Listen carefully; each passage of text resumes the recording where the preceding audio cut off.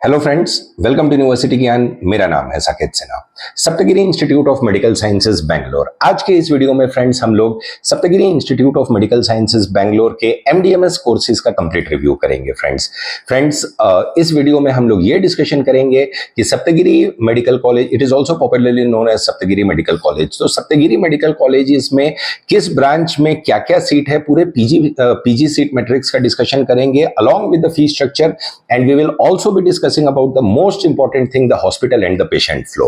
Well, देखिए friends, Saptagiri institute of medical sciences, it is also popularly known as Saptagiri medical college Bangalore, and it is located in proper Bangalore city. Bangalore के Hesaraghatta area में located है this medical college is a private state deemed university. This is a private state deemed university, don't confuse it with the central deemed university. This is a private state deemed university and its counseling conducting body is KEA, that is Karnataka Examination Authority.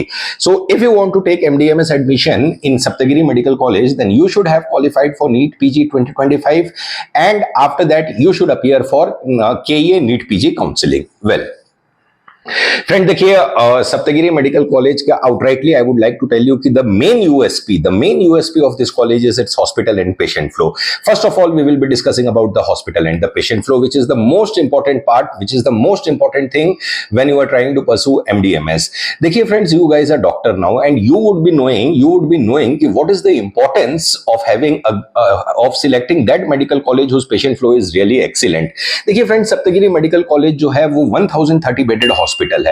इसकी जो bed capacity है वो 1030 bedded hospital है, और per day इसके hospital में अगर हम लोग पेशेंट फ्लो की बात करें तो the patient flow is in the tune of 1300 to 1400. We have personally visited this college, we have also visited the hospital and the patient flow is really excellent friends, really excellent. The स्थिति ये है कि the situation is such कि even if you go in its emergency at 8 PM in the night, you will be finding the patient. This medical college, देखिए जो OPD में इन लोग का पेशेंट फ्लो है वो तो है ही है। अपार्ट फ्रॉम दिस ये मेडिकल कॉलेज क्या करता है कि जो रिमोट एरियाज है, जो बैंगलोर के सराउंडिंग एरियाज हैं, वहां से भी पेशेंट ये लोग अपने पास लाते हैं। This input was given by a student whom we have placed last year in MDMS. तो इन लोग का just see the dedication of the management कि ये लोग बैंगलोर के सराउंडिंग एरियाज, जो बैंगलोर के रिमोट एरियाज है, वहां से भी पेशेंट्स को जो है अपने कॉलेज में लाते हैं। देखिए ये medical college free treatment provide करता है फ्रेंड्स। पर डे में ओपीडी में इसका पेशेंट फ्लो 1300 to 1400 है। ये जो है इसका मेन यूएसपी है फ्रेंड्स, मेन यूएसपी है। देखिए बैंगलोर जैसे सिटी में when any medical college is located in the heart of the Bangalore, जहां पे बहुत सारी मेडिकल फैसिलिटीज है, टॉप लेवल के हॉस्पिटल्स भी है। Apart from that, in spite of this thing कि if any college is having the patient flow of 1300 to 1400 per day, this is on the consistent basis. And let me tell you one thing, this is an average figure. The actual figure is much on the higher side. So this is the average figure. The patient flow is really good. Name the department. I mean, जो top 3 departments इसके हैं जहां पे patient flow इसकी सबसे ज्यादा है, वो है आपको रेडियो, जनरल मेडिसिन और आपको गायनेकोलॉजी। I mean, ये तीन डिपार्टमेंट में बहुत ही एक्सीलेंट इन लोग का पेशेंट फ्लो है फ्रेंड्स। देखिए इसके पास इस मेडिकल कॉलेज के पास सबसे ज्यादा पीजी की सीट्स है। I mean, when NMC is giving a permission of so many, जिसका हम लोग डिस्कशन आगे करेंगे, such a high number of MD MS seats, मतलब देखिए डेफिनेटली इस कॉलेज में कुछ ना कुछ तो बात होगी। आप इसके कैंपस में जब चले जाएं फ्रेंड्स, तो हॉस्पिटल में आपको पार्किंग की जगह नहीं मिलती है फ्रेंड्स। इतनी रश रहती है इसकी ओपीडी आवर्स में फ्रॉम 9 to 1। ये कॉलेज एकदम, इसका ओपीडी आवर्स जो है, ओपीडी का डिपार्टमेंट एकदम खचाखच भरा रहता है। रेडियोलॉजी के डिपार्टमेंट में इसके चले जाइए फ्रेंड्स, तो पर डे की अगर हम लोग बात करें, जो ओपीडी के आवर्स होते हैं, एमडीआरडी की मैं बात कर रहा हूं, रेडियोलॉजी डिपार्टमेंट जो कि इसके ग्राउंड फ्लोर पे ही लोकेटेड है, वहां पे अगर पर डे की आप बात करें तो 30 to 32 reports including the MRI and the ultrasound, 30 to 32 reports इसमें निकलते हैं। हमने वहां के स्टूडेंट्स से भी बात की and they are very much satisfied with the amount of the patient flow what they have. Continuously 36 hours की ड्यूटी लगती है कंटिन्यूअसली 36 आवर्स की ड्यूटी यहाँ पे पीजी के जेआर को लगती है, जो जस्ट इमेजिन कि क्या अच्छा, कितना अच्छा यहाँ पे पेशेंट फ्लो होगा। देखिए, when you are trying to pursue MDMS, the patient flow is the most important thing. I mean, you can't do MDMS in those colleges where the patient flow is below average, तो वहां पे आपको सीखने को basically कुछ नहीं मिलेगा। ये एक ऐसा मेडिकल कॉलेज है which will be providing you the maximum amount of the clinical exposure friends, तो ये कॉलेज डेफिनेटली आपके लिस्ट में रहना चाहिए। द मेन एडवांटेज इस कॉलेज में क्या है फ्रेंड्स, कि इसके पास बहुत ज्यादा पीजी की सीट्स है सारे ब्रांचेस में। जनरल मेडिसिन की अगर हम लोग बात करें, एमडी मेडिसिन की अगर हम लोग बात करें, तो 32 seats, just imagine 32 seats this medical college has in general medicine, 21 seats in gynaecology, 15 seats in radiology. I mean just see the intake, इतना ज्यादा इन लोग के पास इनटेक है कि 32 seats I mean general medicine में इवन जेजेएम मेडिकल कॉलेज के पास भी नहीं है। तो इससे आपको अंदाजा लगता होगा कि इसका पेशेंट फ्लो कितना अच्छा है। द सेकेंड बेस्ट एडवांटेज इस कॉलेज में क्या है फ्रेंड्स, कि देखिए, अगर आप lower side of the percentile bracket में हैं, अगर आप 50 परसेंटाइल से बिलो हैं, फिर भी आपको टॉप के ब्रांचेस, यहाँ पे जो टॉप के 3 क्लिनिकल ब्रांचेस हैं, रेडियो, डर्मा और मेडिसिन, वो भी आपको मिल जाएंगे, because the intake is on the higher side. Intake काफी इसका ज्यादा है फ्रेंड्स। अब हम लोग इसके मोड ऑफ एडमिशंस की बात करते हैं। देखिए फ्रेंड्स, इसमें आपको 3 टाइप की सीट्स अवेलेबल रहती है फॉर नॉन कर्नाटका स्टूडेंट। जो पहली टाइप की सीट रहती है वो रहती है आपको ओपन कैटेगरी की सीट। देखिए, ओपन कैटेगरी में because it is a private state deemed university, तो ओपन कैटेगरी में भी इसकी फीस थोड़ी हायर साइड पे रहती है। तो ओपन कैटेगरी में इसकी fees around 23 lakh rupees per annum रहती है।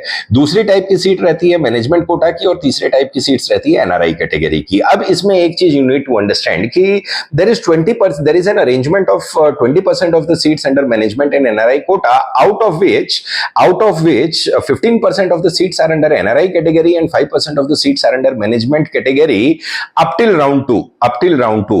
After the reduction of the percentile, when the mop-up round comes, that is the third round, all this 15% of the seats gets converted to management quota. All this 15% of the seats will get converted to management quota. देखिए friends, एक चीज को मैं आपको outrightly समझाना चाहता हूं।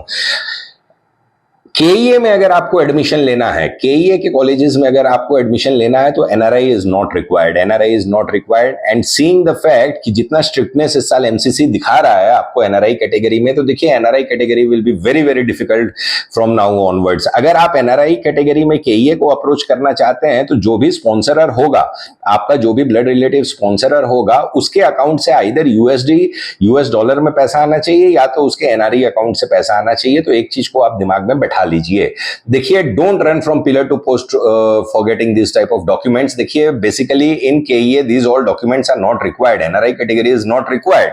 After all, after the reduction of the percentile, all this 15% of the seats will get converted to management quota. Management quota में वो convert हो जाते हैं। तो basically you don't require this NRI kind of thing. तो और एक चीज इसमें ये भी आपको देखना होगा फ्रेंड्स, कि देखिए, because now MCC has completely scrapped the NRI sponsorship, तो इस साल नीट पीजी 2025 में केईए में मैनेजमेंट कोटा में बहुत ज्यादा रश रहेगा। देयर इज अ चांसेस कि जो प्रीवियस ईयर्स के फीस थे उससे भी इंक्रीमेंट होगा। देखिए, एमबीबीएस यूजी में बहुत सारे, सभी almost 90% of the colleges have increase their fees. This is basically the ripple effect of MCC scrapping this NRI sponsorship. Now let us discuss about this seat matrix of Saptagiri medical college. कितने कौन से branches में कौन से seats हैं और क्या quantity है उसकी। देखिए, this thing what you are seeing, देखिए, this is the basically the seat matrix of last year. मोटा मोटी सीट मैट्रिक्स इस साल, पीजी सीट मैट्रिक्स इस साल की भी सेम रहेगी। There would be hardly any difference. If any difference occurs then we will notify you. Dermatology में 2 सीट मैनेजमेंट कोटा में है और 3 सीट एनआरआई कैटेगरी में है इन लोग की। We will discuss about the fees also after this. तो 2 सीट मैनेजमेंट में है, 3 सीट एनआरआई में है। अब होता क्या है कि after the reduction of the percentile in the mop-up round, these all 3 seats of NRI category will also be getting converted to management quota. One more point which you need to note is कि 95% of these seats, that is of management quota and NRI quota, they don't get filled up until and unless the percentile are reduced. ये चीज आप दिमाग में रखिएगा। तो जब तक percentile का रिडक्शन नहीं होता है, तब तक ये सारी सीटें वेकेंट ही रहती हैं फ्रेंड्स।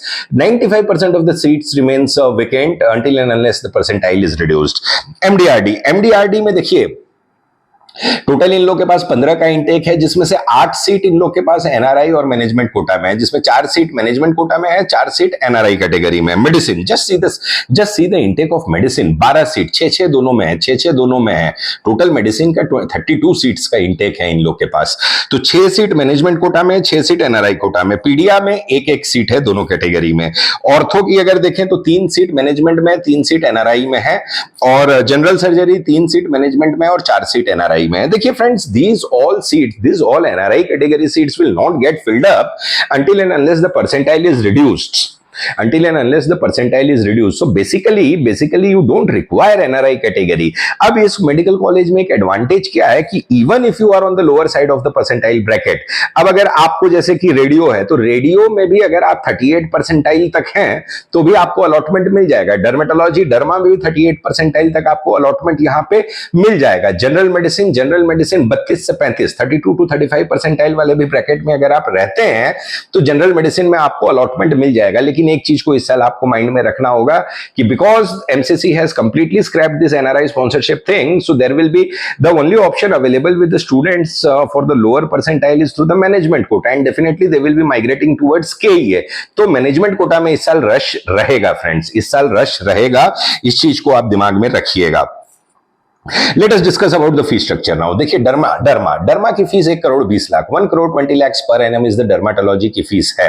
अब देखिए इसमें क्या होता है फ्रेंड्स कि because the fees is on the higher side and also the intake is more, तो देखिए जब आप lower side of the percentile bracket में है तो you should target those colleges whose fees is on the higher side and whose intake is more. तो dermatology की fees देखिए, डर्मेटोलॉजी की टोटल इन लोग के पास है 5 सीटें, जिसमें फीस इन लोग की है 1 crore 20 lakh rupees per annum, this is the per annum fees.